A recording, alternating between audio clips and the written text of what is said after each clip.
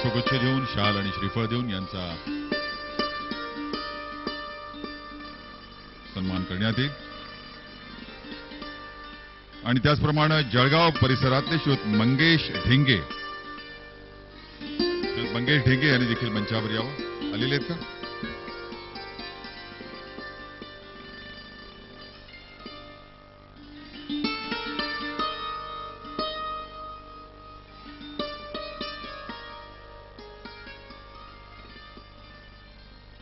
श्रीयुत मंगेश ढेंगे, लोकशाही समृद्धीसाठी राजकीय मानसिकता बदलण्याचे मार्ग, हा त्यांनी विषय घेतलेला होता.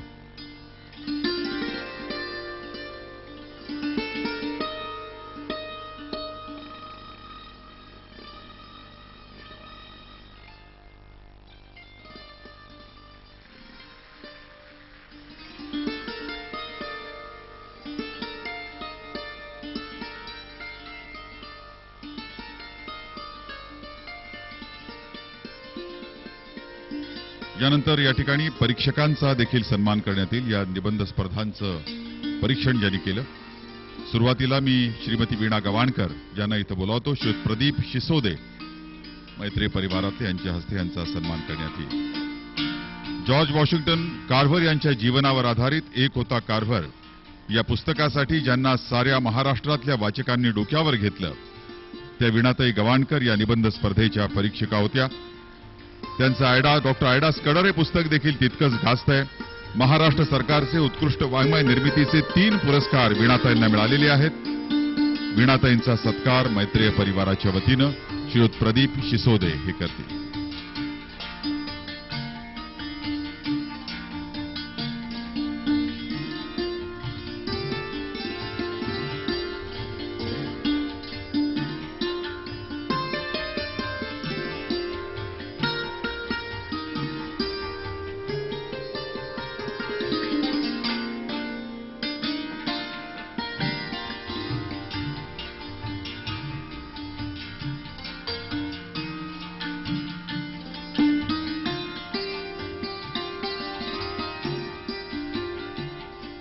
यानंतर श्रीयुत श्रीकांत बोजेवार यांना मी मंचावर आमंत्रित करतोय. श्रीयुत ज्ञानेश्वर पाटील मैत्रेय परिवारातील यांच्या हस्ते त्यांचा सन्मान करण्यात येईल. जयवंत दळवींच्या ठणठणपाळनंतर तेवढीच आणि काहीशी आगळी वेगळी लेखन प्रतिभा लाभलेले थंबी दुराई अर्थात श्रीकांत बोजेवार हेही आमचे परीक्षक होते. उत्तम संवाद लेखनाची प्रतिभा बोजेवारांच्या लेखणीतून नेहमी प्रत्ययाला येत असते आणि दळवींप्रमाणेच नाट्यलेखनाच्या प्रांतातही त्यांची मुसाफिरी पाहायला आपल्या सगळ्यांनाच आवडेल. लोकसत्ता या दैनिकातील ज्येष्ठ पत्रकार, त्यांच्या साप्ताहिक पुरवण्यांचं संपादन, लेखनाचे अनेक पुरस्कार लाभलेले बोजेवार यांचाही सत्कार मैत्रेय परिवारातर्फे श्रीयुत ज्ञानेश्वर पाटील यांच्या हस्ते.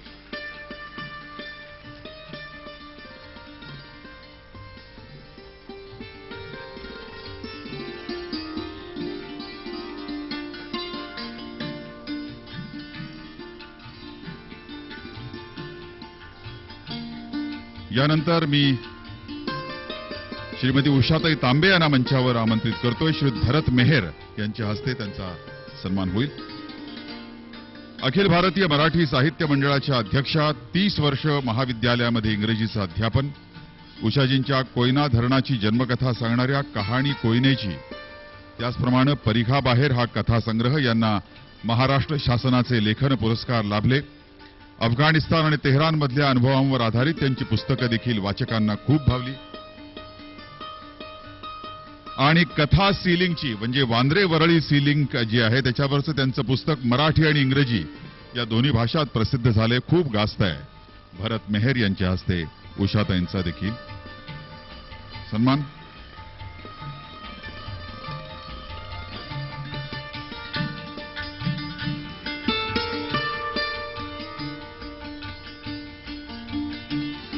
आणि या तिन्ही परीक्षकांच्या वतीनं उषाताईंना मी विनंती करतो की या स्पर्धेला लाभलेल्या प्रतिसादाबद्दल, लेखनाच्या दर्जाबद्दल आपलं मनोगत त्यांनी व्यक्त करावं. उषाताई.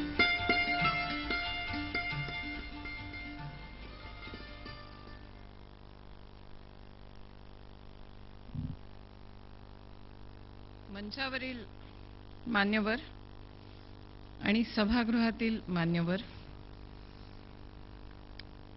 मैत्रेय उद्योग परिवारचे संस्थापक मधुसूदन सतपाळकर यांच्या स्मृती दिनानिमित्त मैत्रेय परिवाराने एक निबंध स्पर्धा आयोजित केली होती.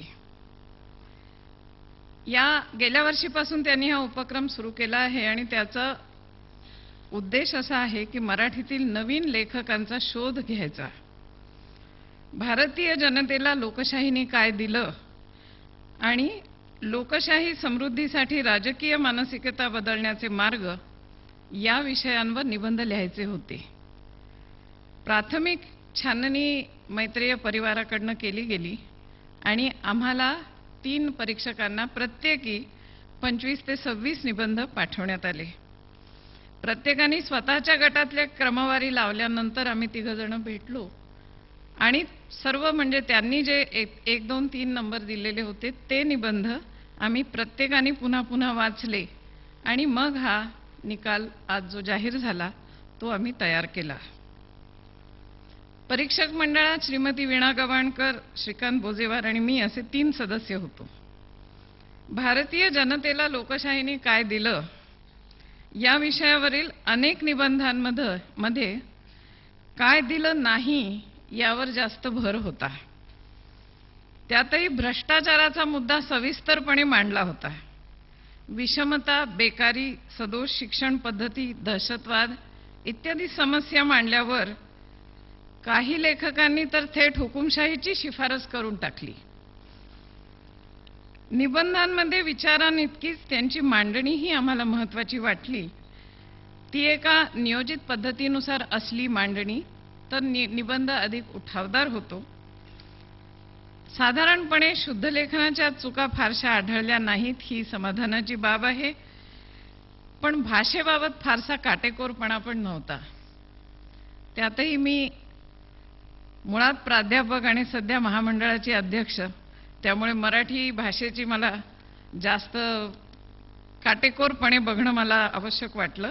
भाषेबद्दल जिथे निर्विवाद म्हणायचं तिथे विवाद्य हा शब्द वापरणं, पुरस्सर म्हणायचं हेतू पुरस्सर तिथे पुरस्कार हा शब्द वापरणं, अशा तऱ्हेच्या चुका म्हणजे भाषेबद्दल थोडी अनास्था वाटते.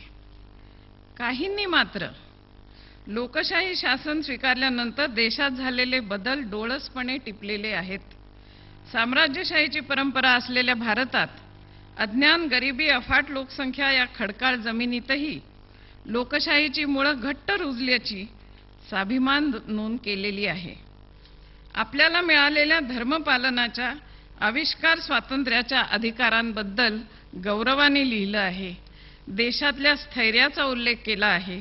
शिक्षण, व्यवसाय निवडीचा अधिकार, माहितीचा अधिकार इत्यादी सहजी लक्षात न येणाऱ्या उपलब्धींबद्दल लिहून नंतर या आदर्श व्यवस्थेतील वास्तव दोषही दाखवून दिले आहेत. त्या मानाने दुसरा जो विषय होता लोकशाही समृद्धीसाठी राजकीय मानसिकता बदलण्याचे मार्ग, या विषयाचं मात्र अनेक स्पर्धकांना आकलन झालं नाही असं वाटलं. त्यामुळे सद्य परिस्थितीतील दोष दाखवण्यात त्यांनी अधिक वेळ घालवला.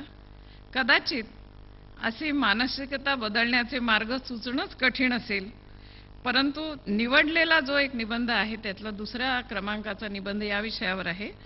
त्यात मात्र असा निश्चित मार्ग दाखवण्यात आला आहे. त्यांचं अभिनंदन. जेव्हा आम्ही निबंध तपासले तेव्हा निबंध लेखकांचं वय आम्हाला कोणाला माहिती नव्हतं आणि आता जेव्हा ते सर्व पुरस्कार घ्यायला मंडळी आली आणि त्याच्यामध्ये तरुणांची संख्या जास्त दिसली तेव्हा आम्हाला मनापासून आनंद झाला. यावर्षीच्या संमेलनामध्ये, साहित्य संमेलन जे ठाण्याला व्हायचं आहे, त्यामध्ये सुद्धा तरुणांचा सहभाग जास्त असावा अशी आमची मनापासून इच्छा आहे. त्याची ही सुरुवात आहे असं मी मानते. सर्व पुरस्कार विजेत्यांचं परीक्षकांच्या वतीने मनापासून अभिनंदन करते. मैत्रेय परिवाराचं मनापासून आभार मानते आणि आपली रजा घेते. धन्यवाद.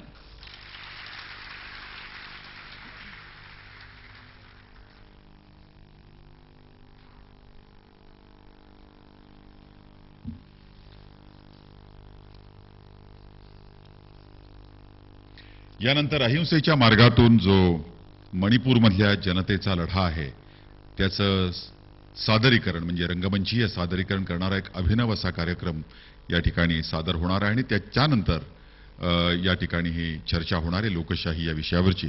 तेव्हा सर्व मान्यवरांना मंचावरच्या मी विनंती करतो की त्यांनी समोर जाऊन आसनस्थ व्हावं, म्हणजे आपल्या पुढील कार्यक्रमाला सुरुवात करता येईल. आणि हा छोटासा एक 25 ते 30 मिनिटाचा कार्यक्रम झाल्यानंतर या ठिकाणी चर्चा होणार आहे.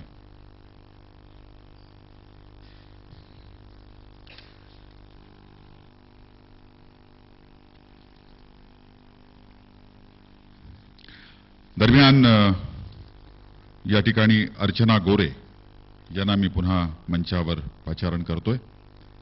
रंगमंचावर काही थोडेफार बदल होणार आहेत या पुढील कार्यक्रमासाठी. त्यामध्ये खंड येऊ नये आणि एक अतिशय सुरेख आवाजामध्ये प्रार्थना गगन सदन तेजोमय ही अर्चना आता आपणासमोर सादर करेल.